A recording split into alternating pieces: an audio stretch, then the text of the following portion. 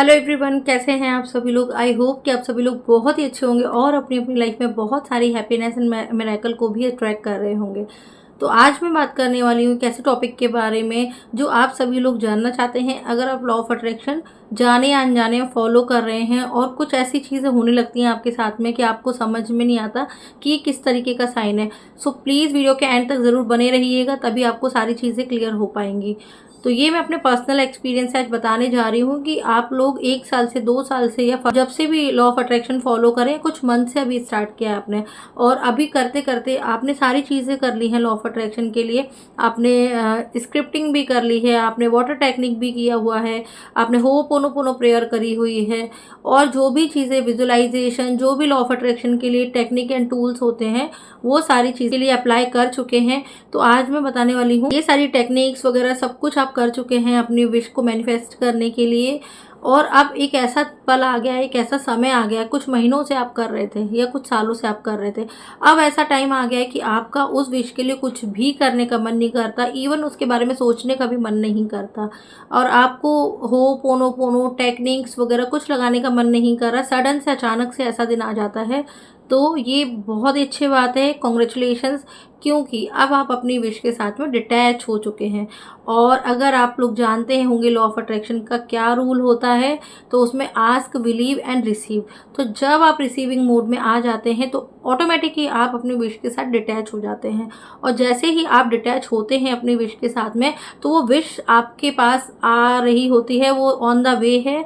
और जब आप डिटैच हो जाते हैं तो वो अपने रास्ते में है। बस आप डाउट मत करिए और आप जिस वाइब्रेशन पे हैं अभी, अच्छी वाइब्रेशन में है, क्योंकि आप अपनी विश के साथ डिटैच हो गए। अगर आप अपनी विश को पकड़े रहते हैं तो यानी कि आप अपनी विश से बहुत ज़्यादा कनेक्ट फील कर रहे हैं, तो उसको आप छोड़ ही नहीं पा रहे हैं अपनी विश को।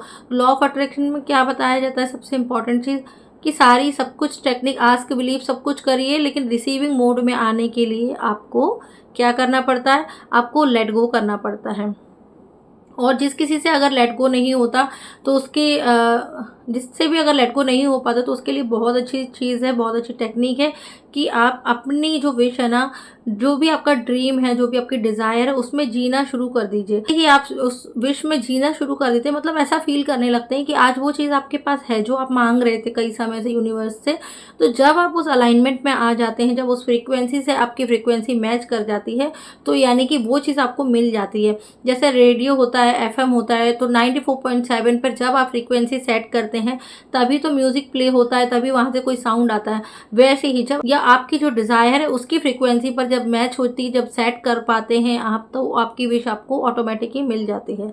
और देखिए क्या क्या साइन होते हैं। देखिए, जब विश पूरी होने वाली होती है ना, तो आपको बहुत सारी बटरफ्लाई सडन दिखने लग जाएंगी।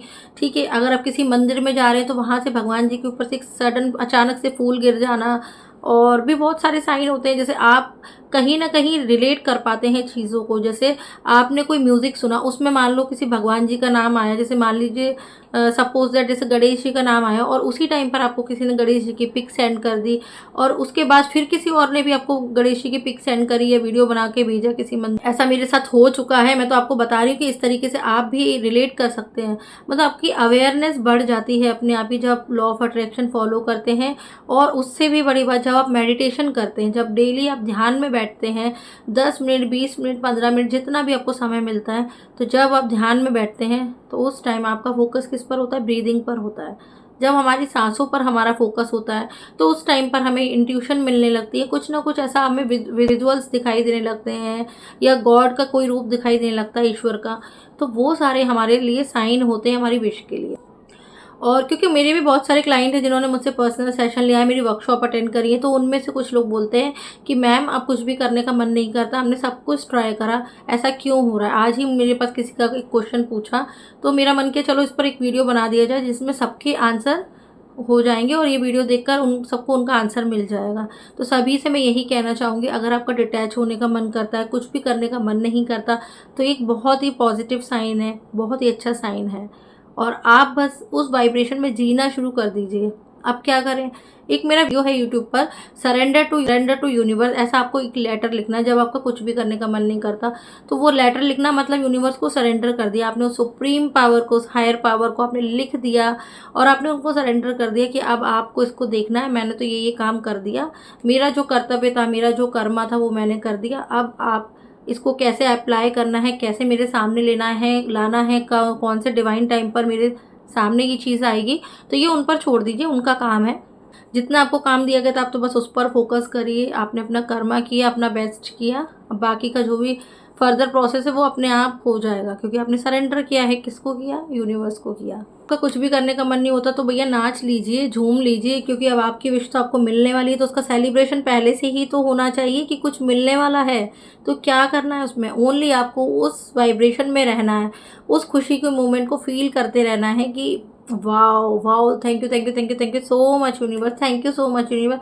हर पल खुशी को फील करना है, हर मोमेंट में जीना है। और सबसे अच्छी बात, आप अपने काम में बिजी रहिए, जैसे आप जॉब करते हैं या कुछ भी करते हैं, आप घर के काम करते हैं, कुछ भी करते हैं, तो आप वहाँ पर फोकस शिफ्ट कर दीजिए, पॉजिटिव बुक्स पढ़ना शुरू कर दीजिए, वीडियोस देखते रहिए।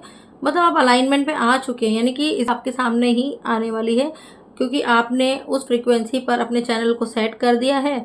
तो बस अब देना उनका काम है, क्योंकि आपने तो अपना कर्मा कर दिया, लॉ ऑफ कर्मा आपने किया, और उसका उनका काम क्या है, आपको रिजल्ट देना। तो बस लॉजिक मत लगाइए कि इफ़ और बट, ये सब नहीं लगाना कि कैसे होगा, ये तो सोचना ही नहीं है, क्योंकि ये मैजिक काम करता है। लॉजिक लगाएंगे तो कॉन्शियस माइंड के पास चला जाएगा आपका जो वर्किंग मोड है, लेकिन आपको सबकॉन्शियस से काम कराना है, तो आप मैजिक पर बिलीव करना शुरू कर दीजिए। आई होप कि आप सभी को आपके आंसर्स मिल गए होंगे कि आपको कुछ करने का मन नहीं कर रहा तो क्या करना चाहिए। आप अच्छे अच्छे पॉजिटिव सॉन्ग सुनिए, खुश रहिए, बस यही कर सकते हैं ना। बाकी आप वेट मत करिए कि कब मिलेगा वाली, उसमें तो डेस्परेशन होता है। तो बस लेट गो कर दिया ना, बस आप समझ लीजिए आपकी विश मिलने वाली है।